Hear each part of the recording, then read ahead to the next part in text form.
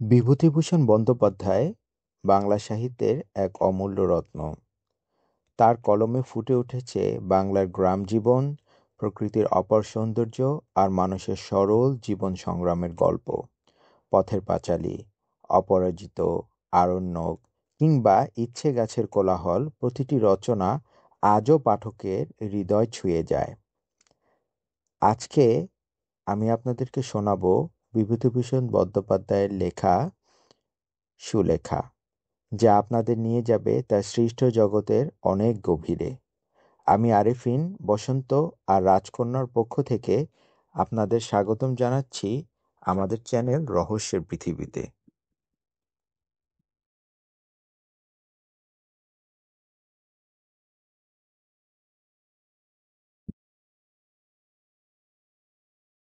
অজপাড়া গায়ের পথে যখন গাড়ি ঢুকলো, তখন সুলেখার কান্না এলো। এই সে কলকাতা স্কুলে কলেজে পড়েছিল, এই পাড়াগাঁয়ে শ্বশুরবাড়ি হবে, যত অশিক্ষিতদের মাঝখানে দিন কাটাতে হবে। কলকাতায় নীলিমাদের বাড়ি গিয়ে প্রতি সন্ধ্যায় চায়ের আড্ডা, সেখানে জগদীশ বড়ুয়া, হিরণময় মিত্র সম্বন্ধে আলোচনা, ভয়েল কাপড়ের জরির ধারে কি রঙের পাড় সেলাই হবে এই সম্বন্ধে গভীর গবেষণা, গৌরীদের বাড়ি গিয়ে রেডিওতে নতুন নতুন গান শোনা। সব শেষ হয়ে গেল। গানের সে ভীষণ ভক্ত, ভালো গান শুনতে পেলে আর কিছু সে চায় না। এসবের এই পরিণতি। এই জন্যে কাকা তাকে স্কুলে দিয়েছিলেন, না দিলেও পারতেন। আরো অল্প বয়সে বিয়ে দিলেও চলতো, তার চোখ ফোটবার আগেই। কথাটা সে কাউকে বলতে পারল না, বলতে পারলে বোঝা নেমে যেত অনেক। স্বামীকে তার পছন্দ হয়েছিল। স্বামী শ্যামবর্ণ, অল্প বয়স, বিএ পাশ করেছেন, কিন্তু হলে কি হবে, তিনি বিদেশে চাকরি করেন। গল্পগুজব করবার জন্য তাকে তো পাওয়া যাবে না সব সময়। অশিক্ষিতাদের মধ্যে অজপাড়া গায়ে একা একাই দিন কাটাতে হবে। মরে যাবে সে। নীলিমা কত দূর পড়ে রইল। ও এবার আইএ পাশ করবে, সামনে কত আনন্দ ভরা মুক্ত জীবন। সে আটকে গেল ক্ষুদ্র জলাশয়ের জলঝাঁঝির দামে। জীবনের গতি ওর বন্ধ হয়ে গেল। সন্ধ্যা হয়েছে। একটি জীর্ণ একতলা বাড়ির সামনে ওদের গাড়ি এসে পৌঁছল। কতকগুলো প্রাচীনা, কতকগুলো পাড়াগেঁয়ে বউ। তাদের মুখে চোখে না আছে বুদ্ধির দীপ্তি, না আছে কিছু। তারাই এসে সুলেখার চারিধারে ভিড় জমালো। কলকাতার বাসাতেই বউভাত হয়ে গিয়েছিল, কোনো আচার অনুষ্ঠান বাকি ছিল না। থাকলে আরো বিরক্তকর হয়ে উঠত ব্যাপারটা। স্বামীর ছুটি নেই, তিনি তাকে পৈতৃক বাড়িতে প্রাচীনাদের হাতে পৌঁছে দিয়েই সরে পড়লেন। মিলিটারি চাকরি, বিশেষ ছুটি ছাটা নেই। যদি সময় পান পুজোর সময় আসবেন বলে গেলেন। সমীর চলে গেলে সুলেখা কান্নায় ভেঙে পড়ল। একেবারে নিঃসঙ্গ হয়ে গেল সে। কিভাবে দিন কাটবে এখানে বুড়িদের মধ্যে, যারা বাইরের জগতের কোনো সংবাদ রাখে না। এমন ৩ কাল গিয়ে এক কালে ঠেকা দন্তহীন বুড়িদের মধ্যে। টাকা ছিল না কাকার, নতুবা শহরে বিবাহ হতো। যাক সে কথা। ছেলে দেখে বিয়ে দেওয়া। ছেলে সত্যিই ভালো, স্বামীকে সে গড় পছন্দ করেনি। ভালো ছেলে, পাশ করা, স্বাস্থ্যবান। গ্রামের বাড়ি, জীর্ণ বটে কিন্তু বেশ বড়। অনেক নাকি জায়গা জমি আছে, প্রজাপত্তর আছে, আগান বাগান পুকুর বাঁশঝাড় আছে। বনেদি সেকেলে গৃহস্থ। শাশুড়ি সুলেখাকে দিয়েছেন এক ছড়া ভারী সেকেলে মুরকি মালা হার, দিয়ে বলেছিলেন, বৌমা, বড় পয়মন্ত জিনিসটা। আমার শাশুড়ি আমাকে এ হার দিয়ে আশীর্বাদ করেছিলেন, আমি তোমাকে দিলাম আবার। তুমি আবার দিও তোমার ছেলের বউকে। জন্ম এই স্ত্রী হও। আমার মাথায় যত চুল আছে ততদিন সমীর বেঁচে থাকুক। সুলেখা শাশুড়ির পায়ের ধুলো নিয়ে প্রণাম করলে। হার ছড়াটা ভারী বটে, কিন্তু একালেও ও হার কেউ পরে।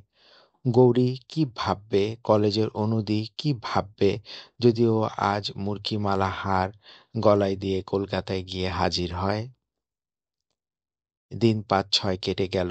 সুলেখাকে ভোরে উঠে কাজকর্মে বড় যা নির্দাকে সাহায্য করতে হয়।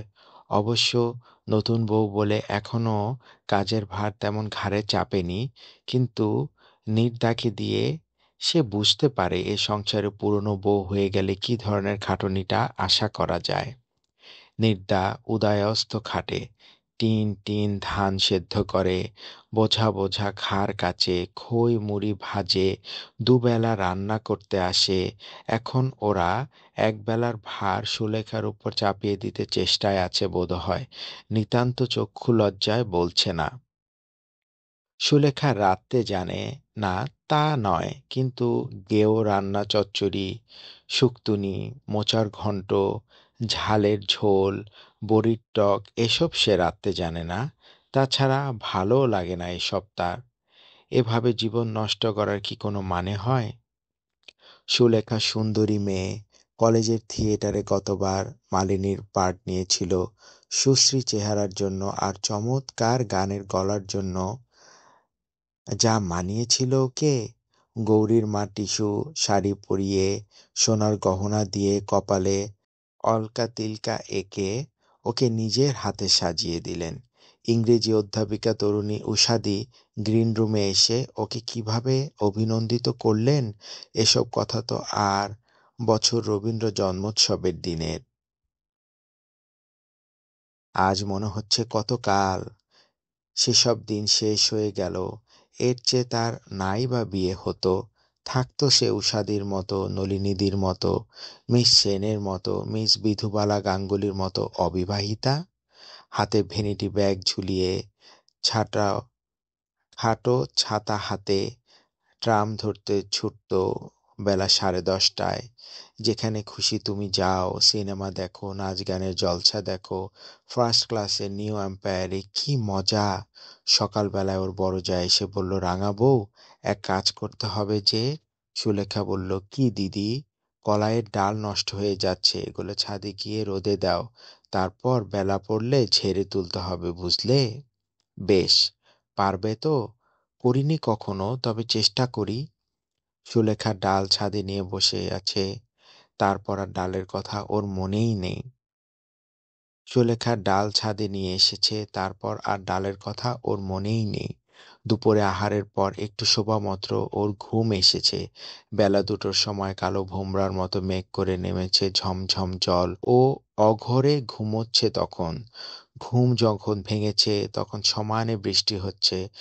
শ্রাবণ মাসের বৃষ্টি খানা ডোবা ভর্তি করে ফেলেছে ঘন্টার মধ্যে। সুলেখা উঠে চোখ মুছতে মুছতে জানালা দিয়ে দেখে অবাক হয়ে গেল। বৃষ্টির এমন রূপ সে শহরে দেখেনি কখনো। বকুল গাছের গুড়িটা কালো দেখাচ্ছে বৃষ্টির ধারায়, ছাতারে পাখিগুলো অঘোরে ভিজছে। এ যেন রবীন্দ্রনাথের সেই কবিতাটার কথা মনে এনে দেয়।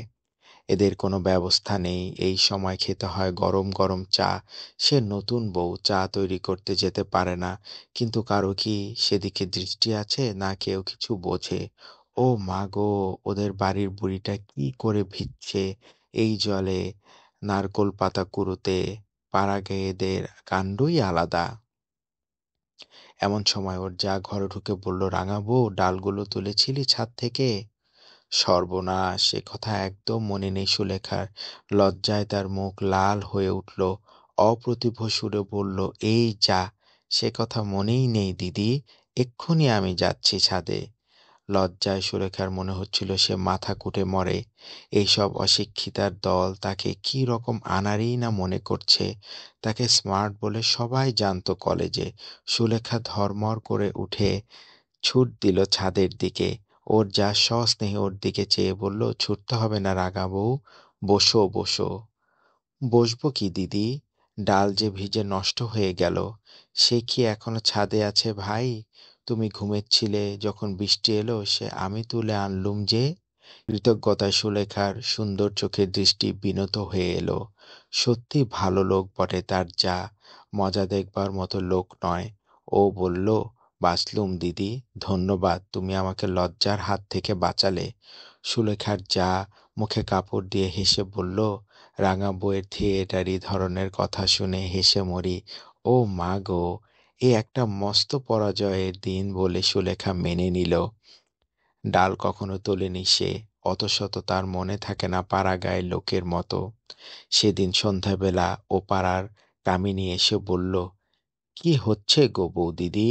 চুল বাঁধছি, এসো ঠাকুরঝি, চুলের দড়িটা ধরো তো। গান করবে? সন্ধেবেলা গান করলে শাশুড়ি আমার ভালো চোখে দেখবেন। এক একেই তো আনাড়ি হয়ে আছি এ বাড়ির মধ্যে।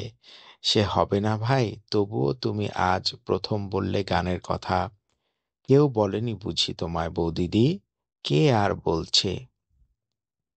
এই সময় সন্ধ্যার অন্ধকার নেমে এলো ঘন হয়ে।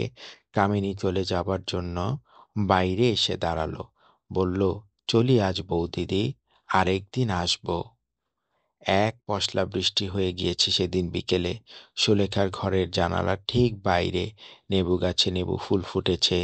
বৃষ্টির সজল অপরাহ্নের বাতাসে ভুর ভুরে নেবু ফুলের গন্ধ। বড়জা নীরদা ওর ঘরে ঢুকে বলল, কি হচ্ছে রাঙা বউ? আসুন দিদি, কি আর হবে, এমনি বসে আছি। রান্নাঘরে চলো, দুটো ডাল ভাজবো, তুমি বসে বসে কুলোয় ছাড়বে।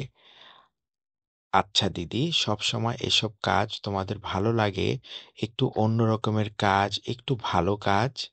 নীরদা হেসে বলল, সময় নেই ভাই, দেখছো তো সংসারের কাজ নিয়ে বেহাতি, ওরই মধ্যে সময় করে নিতে হয়। বিরক্তিতে সুলেখার মন ভরে উঠল। এমন সব অশিক্ষিতাদের মধ্যেও সে এসে পড়েছে। এরা শুধু জানে ডাল ভাজতে আর ভাত রাঁধতে, শুধু খাওয়া আর খাওয়া। নীরদা বলল, তুমি তো রাঙা বউ, নতুন এসেছো, এখন প্রথম প্রথম তোমার খারাপ লাগবে, এরপর এই আবার ভালো লাগবে, তখন অন্য কিছুতে আর মন যাবে না। সুলেখা মনে মনে বলল, সেদিন আমার জীবনে হঠাৎ না আসুক, চক্ষু লজ্জার খাতিরেও ওকে গিয়ে ডাল ভাজতে বসতে হলো রান্নাঘরে। 2 ঘন্টা সে কি খাটুনি! নীরদা ডাল ভেজে দিচ্ছে আর ও আনাড়ি হাতে কুলোতে ঝাড়ছে। অনেক রাত্রে ঘুম চোখে সুলেখা এসে যখন বিছানায় শুয়ে পড়ল, তখন তার মন অবসাদে ও ক্লান্তিতে ভেঙে পড়েছে। কি কর্মফলে এমন সংসারে সে এলো! অনেক রাত্রে সেদিন ঘুম ভেঙে উঠে সুলেখা শুনলে কে গান গাইছে। সুলেখা উৎকণ্ঠ হয়ে শোনবার চেষ্টা করল। গুনগুন করে কে গান ভাবছে, নিপুণ কণ্ঠের আলাপ। ও ভাবল, বারে, এমন জয়জয়ন্তী আলাপ করে কে? সুলেখা নিজে গায়িকা, সে বুঝল যে এই গুনগুন সুরে আলাপ করছে সে নিপুণা গায়িকা। সুলেখা অমন আলাপ করতে পারলে নিজেকে ওস্তাদ মনে করত, কিন্তু এ কি সম্ভব? এখানে কে গান গাইবে এমন করে? সুলেখা আরো শোনাবার জন্য বাইরে এসে দাঁড়ালো। সে সময় গানও হঠাৎ বন্ধ হয়ে গেল। যে গাইছিল সে অন্যমনস্কভাবেই এক টুকরো গান অল্প একটু সময়ের জন্য গাইছিল, ঠিক গান গাইবার জন্য নয়। সুলেখা ঘুম ও বিস্ময়জড়িত চোখে এসে শুয়ে পড়ল। সকালে উঠে এ ঘটনার কথা ওর মনে ছিল না, কিন্তু একটু বেলা বাড়লেই মনে এলো রাত্রে সে অস্পষ্ট জয়জয়ন্তীর সুর। তখন সে মন থেকে ঝেড়ে ফেলে দিলে সমস্ত ঘটনাটা, স্বপ্নের ব্যাপার হয়তো সমস্তটা। গ্রামের ও পাড়ায় সুলেখা কখনো যায়নি। এবার একদিন ও পাড়া থেকে কয়েকটি মেয়ে ওকে নিমন্ত্রণ করে নিয়ে গেল। তারা সকলেই এক বাক্যে সুলেখার রূপের প্রশংসা করলে, চা খেতে বসে রান্নাবাড়ার গল্প করল। এরা চোখ থাকতে অন্ধ নাকি? এমন যে সুন্দর লাইলাক রঙের জরিপার শাড়ি পরে আছে সুলেখা, তার দিকে কারো চোখ গেল না। কেউ বলল না সে কথা, না বলল বিখ্যাত ছবি মায়াকুমার সম্বন্ধে পুড়িয়ে খেতে একটা বাক্যি। সুলেখা ওদের কাছে মায়াকুমারের গল্পটা করেছে, ওর সব গানগুলোই সে গাইতে পারে এ কথাও জানিয়ে দিয়েছে, অথচ গান গাইতে বলল না তাকে কেউ। হিরণময় মৈত্রের গান সবগুলো কে জানে না? হিরণময় মৈত্রকে, তার সুকণ্ঠকে। সুলেখার ইচ্ছে হলো এই মূঢ় অশিক্ষিত মেয়েগুলোর সামনে একবার হারমোনিয়ামটা টেনে নিয়ে চাঁদের দেশের রাজকুমারীর, কিংবা এবার ফাল্গুন এলে এসো এসোর অপূর্ব সুরপুঞ্জে ঘর ভরিয়ে দেয়। কারণ যে বাড়িতে ওকে নিয়ে গিয়েছিল একটা ভাঙা হারমোনিয়াম ছিল সে বাড়িতে। একটি ১১-১২ বছরের ছোট্ট মেয়ে বেসুরে একটা সেকেলে শ্যামাসঙ্গীতও গেয়েছিল বোধহয়। তাকেই বিশেষ করে শোনাবার জন্যই। এই গ্রামে কেউ বোধহয় খবর রাখে না যে সে একজন গায়িকা। বাড়ি ফিরে দেখল ওর যা তালের বড়া ভাজবে বলে তালের রস বার করছে। ওকে দেখে বলল, রাঙা বউকে কোথায় নিয়ে গিয়েছিলে তোমরা? মেয়ের দল বলল, তুমি তো আর যাবে না বড় বৌদি, তুমি গেলে অবশ্যই আজ খুব ভালো হতো, আমাদের সে ভাগ্য কি আর আছে? নীরদা বলল, বসো সবাই, তালের ফুলুরি খাবে। রাঙা বউ, তুমি তালের গোলাটা করো, আমি কড়ায় তেল চড়িয়ে দেই। একটি ধামা বড়া ভেজে যখন ওরা উঠল তখন রাত ৯টা। মেয়ের দল ইতিমধ্যে ১০টা বড়া খেয়ে চলে গিয়েছে। সুলেখার এসব কাজে অভ্যেস নেই।